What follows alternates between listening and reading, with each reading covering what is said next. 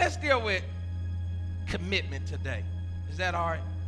When we look at commitment, those vows started off saying, take thee, right? Okay. Now, take seems like a simple word at first glance. I mean, many of us have experienced or been in a position where we have taken something. Now, listen, let me clarify this. I'm not talking about stealing. Because some people are like, man, Pastor got me. I didn't even know he knew. But when we look at the word take, from the dictionary standpoint, it denotes or indicates, it has various definitions, first of all. First of all, one of them is to bring or to receive. Now, if nothing else, if you don't have anything monetarily to bring into the relationship, there has to be a common denominator of love. If nothing else. Now, then it says, or to enter into or undertake the duties of. Now, when you mature to the point where you're ready for covenant, whether you be single or whether you be married, there are some duties. As a single person, your duty is to remain true to God.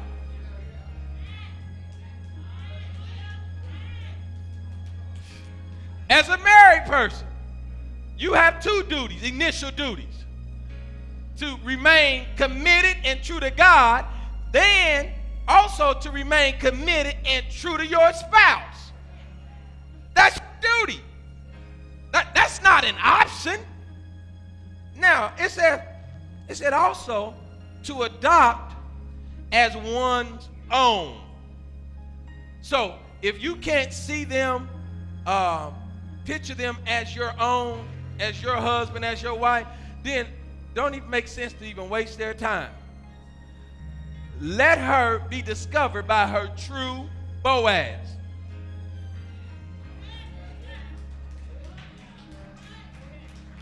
Let me share this too. If you can't see yourself possibly being with him and you know that he's not Boaz, let him go on about his business. He's but pastor, you don't understand. You know, we single, we don't get dates that often, and sometimes we get lonely. We just want somebody to talk to. You headed for sin. I'm just telling you. We used to sing that song. Remember that song, Falling in Love with Jesus? It's the best thing that I've ever done. So you'll discover if that old crazy spirit is on you, where you just gotta have somebody, then you may need to step back, check in with the Holy Ghost, and make sure that you have Christ first.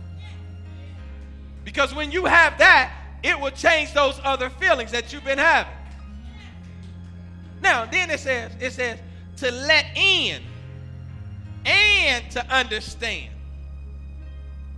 So you mean I gotta let you in, let you know how I think, let you know how I feel, let you, I have to speak to be understood, and I have to listen to understand? That's exactly what I'm saying. So each of these applies to the marriage. Now, it says, when you take a spouse, you undertake duties, you adopt your spouse as your own. Do you want to add something to that? And ladies, it's your job. It's our job to seek the safety, to be willing to fight for him. Right. You know, we can go to a whole nother level with that. Right. But it's my job. It is my commitment to my husband that I seek refuge for him. Right, right. It's not my job to put the stress on him. It's not my job to go and make more bills, but it's my job to make sure that his comfort level is okay. Do you understand what I'm saying? It's not, sometimes we can get so chatty, and I think I talked about this last week. Right. We can get so chatty, and we can talk because we're emotional beings, and we can do all of that, but what we're doing is that we're not taking the safety place for him. Right. I call my home the safety net. Right. And so when he comes home, he can be all in the hell, all this hell out here. But when he comes home, right. I need him to know that this is your resting place. Right. That this is your safety place. Right. Amen. Amen. Some of us get that messed up because he done went through all kind of stuff out Right. there. Absolutely. Come on now. Right. Do you hear what I'm saying? Right. Now listen, I don't want no man to get this wrong, because earlier she said that, ladies, it's your job to fight for him. You know. Now I don't want no men to get this wrong. I don't want no men thinking that this is your position. Go on, get him, baby. Get him. You know, this is not what she's talking about. Meaning, she's talking about that make sure that in society, she gonna fight for your reputation. She gonna fight for your honor. You know, the words she speak out of her mouth is gonna be positive words. Now, if it come down to a physical altercation, this is not her position. Come here, stand up. Let me show him. Her position is to be behind you, because you are the protector. Am I right, married men? Now, somebody said, but Pastor, I don't know nothing about fighting. At least look like you can fight. Right. Give her enough time to say, baby, go call 911. Right.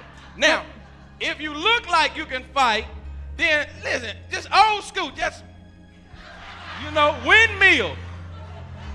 Do something. But you got to know one thing. Stay right here. Stay right here. You got to know one thing. He can be doing all of that, but you better know I'm going to be there too. Because I am the protector.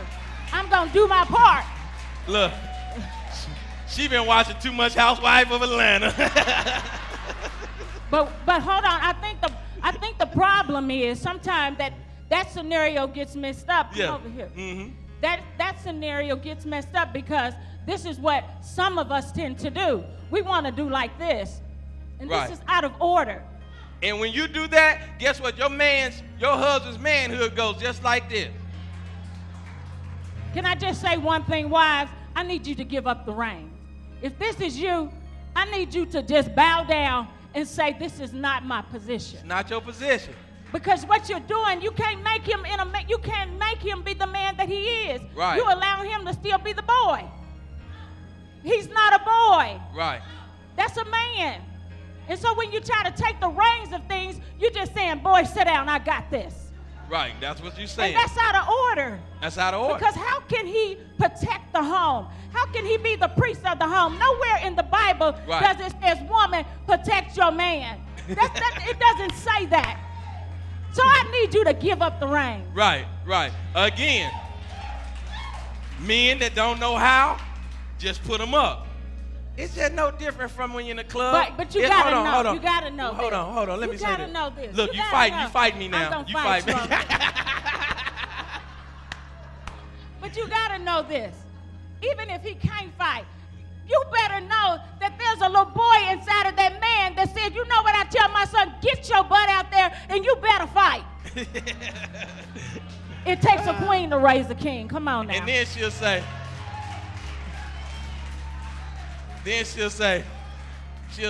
you better get out there, because the next words is, if you don't, I'm going to tell your daddy. There it is.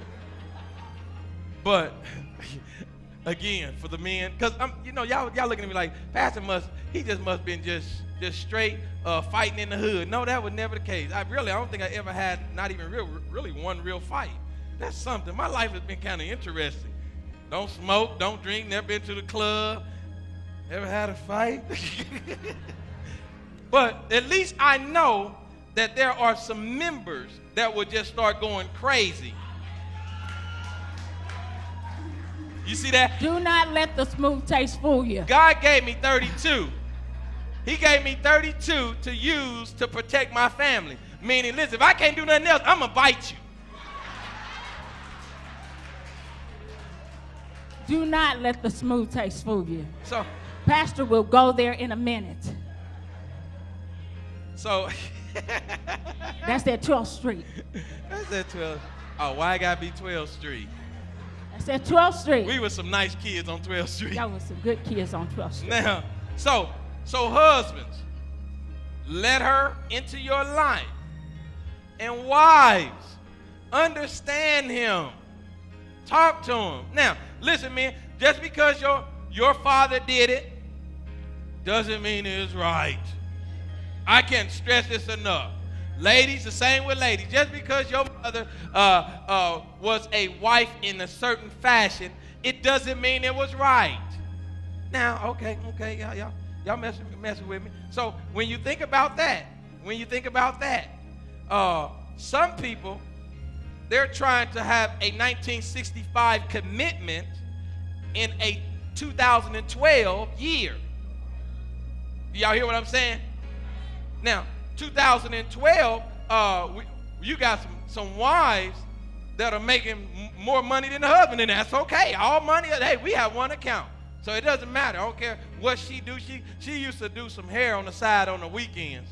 And I was just happy. I was like, baby, you need to give me want me to get some of your products for you? You need me to go to the store? You know, I did what I had to do because she was adding too. Now, the old mindset of the old put the hammer down and the wife just be quiet, I believe that costed some marriages back then. You had some intelligent wife, but she couldn't say nothing. Something wrong with that. When it says the two shall be one, how in the world did we get it twisted to where you don't have any input? Now, it's not the fact that she doesn't have any input, it's how she has input. You hear what I'm saying? Yes. First lady, no. And we had to grow, both of us. Because, and today, we still had to kind of watch ourselves because we were both two atypical type of people. We were strong-minded. But she knows that when we're in public, you know, our thing is, you know, always focus to not front her, and she focused not to front me. Now, does it work all the time? No, it don't work all the time. You know, just as simple as these, as you guys heard us on the recording, you know, doing the vows, Brother Damon, I think Brother Kendon, they was back there, and we was only 4 in the church when we was recording it, and she wanted to put our names in there. But me, I'm like, no, that's personal. We gonna make it general. We're not gonna put our names in there. And she's like, but this is what I want. Why don't you just follow the program? We're going, Brother Damon tell you. And I was like, no, that's too personal. You know, and I'm thinking we've already shared our vows 23 years ago, and we plan to renew our vows at 25. Not that any of us is messed up or been messing up and we just want to do it fresh. It's just a milestone. And so I said, no, we're going to do it this way. Then when she heard that bass come in my voice, she's like, okay. And I just understand the protocol. That's right. It. But Brother Damon, Brother Kendon, they may have thought, man, we in the middle of something. But they seen how submission comes into play, and they seen that I didn't get out of order even when I was expressing to her of the desires that I had. And she eventually understood why we did it like we did it, right? Okay, we can get a high five? Okay, making sure everything's good. Okay, so now, when we look at this, you cannot be in a 2012 commitment with 1965 mindset. You just can't do it. You can't do it. So you have to evaluate, are the things that I'm doing, or the things that I'm saying beneficial to my spouse, beneficial to our family, and is it making us grow mentally, emotionally, psychologically, and spiritually? Pastor, can I add this? Go ahead. If you look in the dictionary and the thesaurus, you can also see that there's other words related to take, such as allure, attract, captivate, charm, enchant, right, accept, right, select, contract, and serve. And again, wonderful words that all relate to marriage. Now, can you say them words one more time and say them slow? Allure. Yeah, that's what I'm talking about. Captivate. Yeah. Charm. Yeah. Enchant. Ladies, wives, that is your job. Speak those words into your husband's heart. Okay, because somebody's saying, but Pastor, you ain't telling us how to keep him out the street. I'm telling you right now how to keep him out the street. You got to allure, attract, captivate. Whatever you have to do. Now, whatever you have to do, you have to keep your spouse's attention. Keep his attention. Now, let me be equal here and fair. Keep her attention. She don't want to always see you in some raggedy boxers and some dirty socks and a dirty t-shirt. She don't want to see where you've been trying to grow this beard ever since you was 15 and it looked like Vietnam. It's a patch right here, a patch right here, a patch right here. She really wants to tell you to shave it off.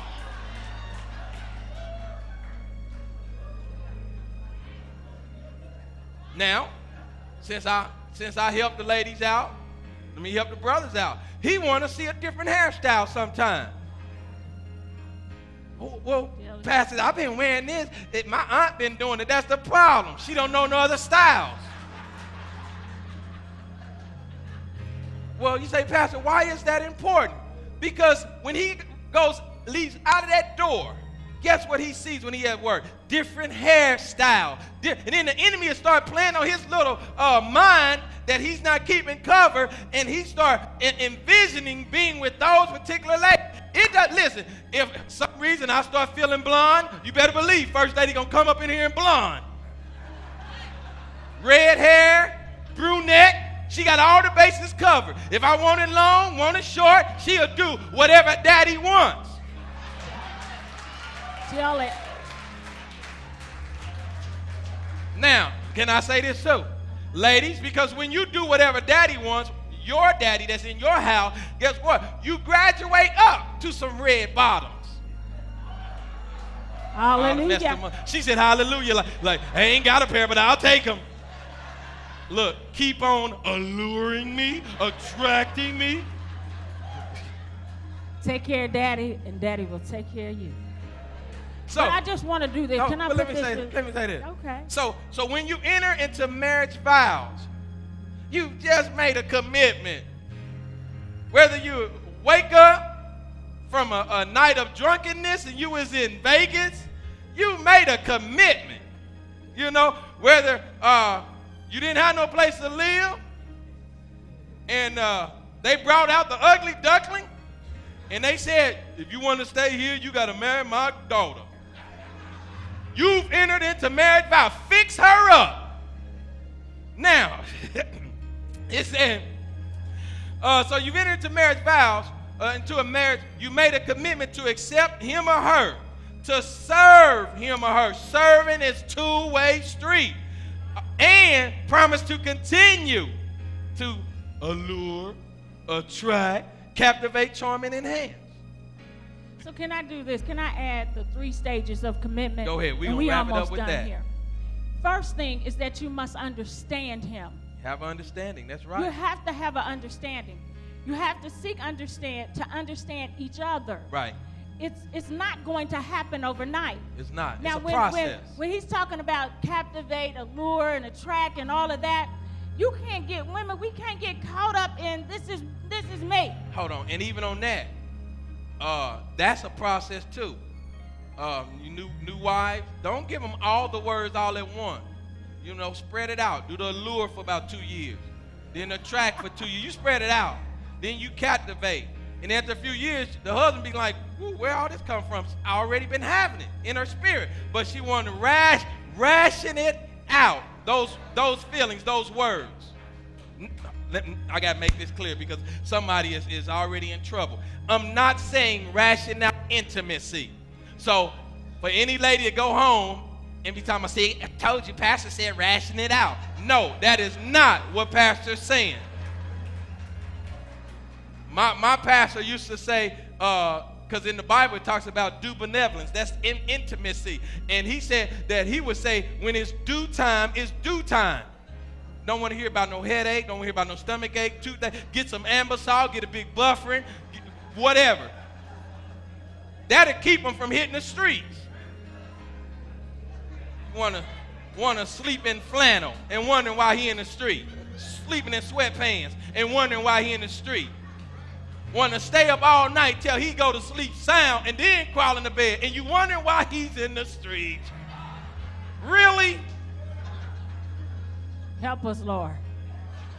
Help us, Jesus.